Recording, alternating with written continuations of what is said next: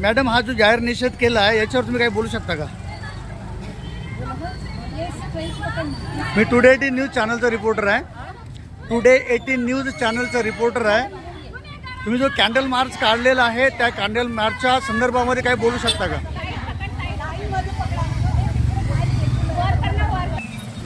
Madam, तुमचं नाव सांगा आधी. जाहीर निषेध जो काढलाय, कॅन्डल मार्च काढलाय, त्या संदर्भामध्ये तुम्ही काय बोलू शकता? तुमचं वैयक्तिक मत काय आहे? माझं नाव आहे सुनीता प्रभाकर काकडे.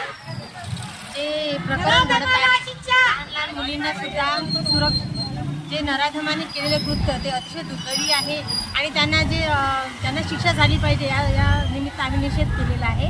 आणि अशी समोर घटना घडू नये, कोणाची मुलगी असो ते